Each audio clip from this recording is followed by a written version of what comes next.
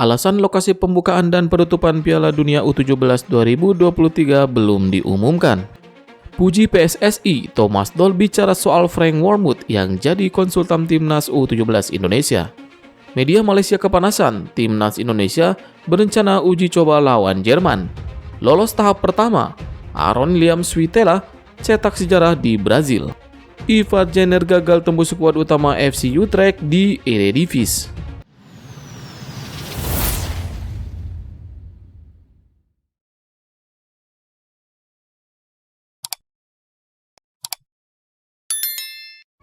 Rekor mengerikan tim Jordi Amat setelah bawa pulang juara Piala FA Malaysia 2023. Johor Darul Takzim keluar sebagai juara Piala FA Malaysia 2023. Prestasi ini sekaligus membawa ZDT sejauh ini sudah 3 kali menjadi juara di turnamen ini. Tim yang diperkuat oleh Jordi Amat memecahkan beberapa rekor yang cukup fenomenal. Jordi juga jadi salah satu sosok di balik prestasi-prestasi tersebut. Dia mempersembahkan 3 trofi bagi ZDT, yakni juara Piala FA Malaysia 2023, Malaysia Cup 2022, dan Piala Sumbangsih 2023. ZDT jadi tim juara yang tidak pernah kebobolan di ajang Piala FA. Selanjutnya adalah ZDT sukses mencetak 900 gol dari semua turnamen sejak tim tersebut didirikan pada tahun 2013 silam. Terlepas dari beberapa catatan apik tersebut, tim yang berjuluk Harimau Selatan ini memang sangat dominan di Malaysia. Mereka jadi tim yang meraih juara Liga Super Malaysia sejak tahun 2014. Total, ada 9 trofi yang mereka raih sebagai juara.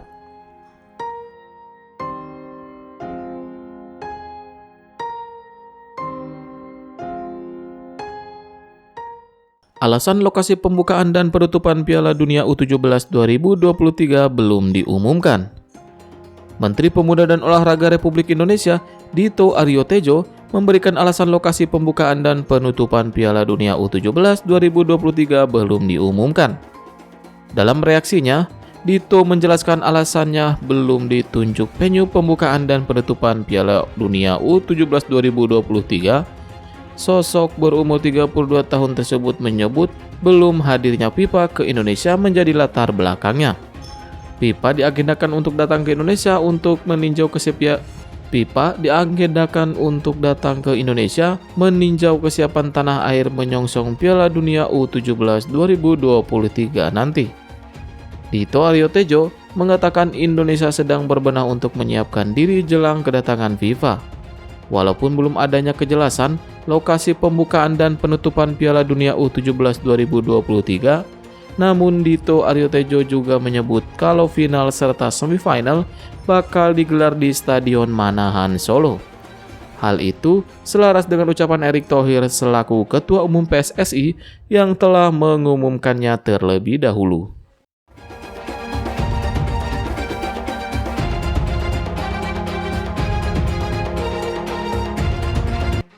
Timnas Indonesia diberikan apresiasi atas prestasi di SEA Games. Prestasi Timnas Indonesia di ajang SEA Games 2023 turut mendapatkan apresiasi dari Garuda Indonesia. Pada ajang olahraga antar negara Asia Tenggara lalu, tim asuhan Indra Syafri itu meraih medali emas seusai di partai puncak mengalahkan Thailand dengan skor 5-2. Raihan medali emas di SEA Games 2023 memutus rentetan hasil buruk Timnas Indonesia. Atas torehan prestasi itu, Direktur Utama Garuda Indonesia Irfan Setiaputra memberikan apresiasi untuk perjuangan Rizky Ridho dan kawan-kawan. Mulai dari pemain, ofisial, dan pelatih diberikan kartu Garuda Mills Platinum. Perwakilan Timnas Indonesia Bima Sakti mengucapkan terima kasih atas apresiasi yang diberikan oleh Garuda Indonesia. Legenda Persema Malang itu menyebut apresiasi yang diberikan Garuda Indonesia memberikan motivasi baik buat pemain, pelatih maupun ofisial untuk berprestasi lebih tinggi lagi.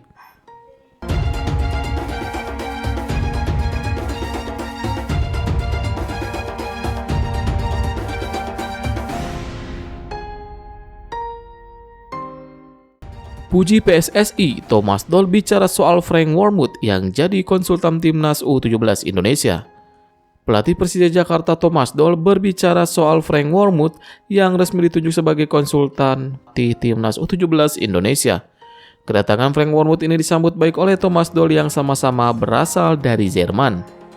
Juru taktik Persija ini berbicara banyak mengenai Wormuth yang akan menjadi konsultan pelatih Timnas U17 Indonesia. Berbicara mengenai dua sosok pelatih dari asal Jerman ini, ternyata mereka pernah bertemu. Dilansir dari Transfermarkt, Frank Wormuth ternyata pernah bertemu dengan Thomas Doll. Mantan pelatih Timnas U20 Jerman itu pernah bertemu saat Frank masih melatih FC Union Berlin. Kala itu, Thomas Doll melatih Hamburger SV2. Kedua pelatih ini bertemu dalam laga FC Union Berlin melawan Hamburger SV2. Saat itu, tim asuhan Wormuth harus puas dengan mengakui keunggulan tim yang dilatih Thomas Doll dengan skor 1-2. Meski mereka pernah bertemu, tetapi mantan pelatih Borussia Dortmund ini sepertinya tidak ingat. Namun, pelatih berusia 57 tahun tersebut merasa senang dengan kedatangan Wormuth di Indonesia.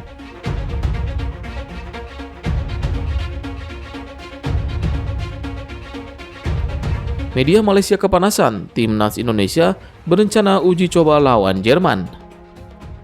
Kembali memberikan kabar menghebohkan mengenai rencana uji coba Timnas Indonesia melawan Jerman. Sontak saja, kabar ini membuat media Malaysia kepanasan. Media Malaysia menilai skuad Garuda kembali membuat gempar sepak bola Asia Tenggara khususnya, karena akan kembali melawan tim langganan Piala Dunia. Semifinal Piala AFF 2022, Indonesia sekali lagi memberikan kabar yang menggemparkan. Garuda akan menguji kekuatan Jerman untuk pertandingan persahabatan FIFA berikutnya. Tulis media Makan Bola. Sementara, Timnas Indonesia mendapatkan keuntungan jika benar menghadapi Jerman. Pasalnya, tim besutan Shin Tae-yong bisa belajar langsung dari pemain kelas dunia serta membuat mental menjadi lebih baik. Sedangkan, untuk jadwal FIFA Matchday, Timnas Indonesia akan melawan Turkmenistan pada September 2023. Laga nanti akan berlangsung di Stadion Gelora Bung Tomo, Surabaya pada 8 September mendatang.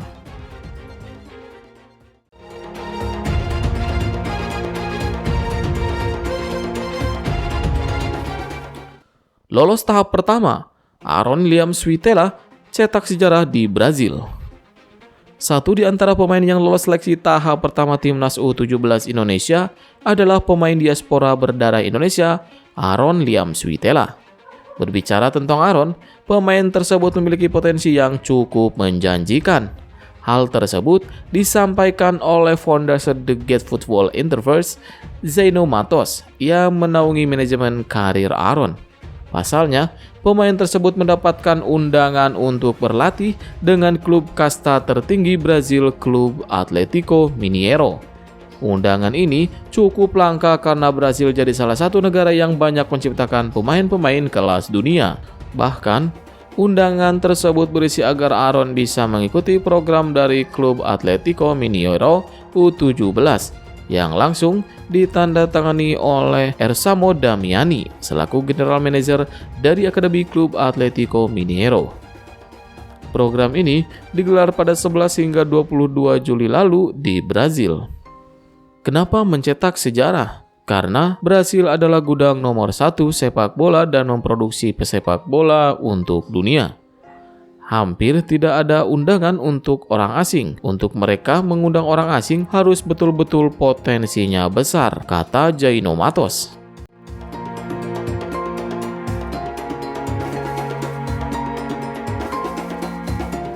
Ivar Jenner gagal tembus skuad utama FC Utrecht di Eredivisie.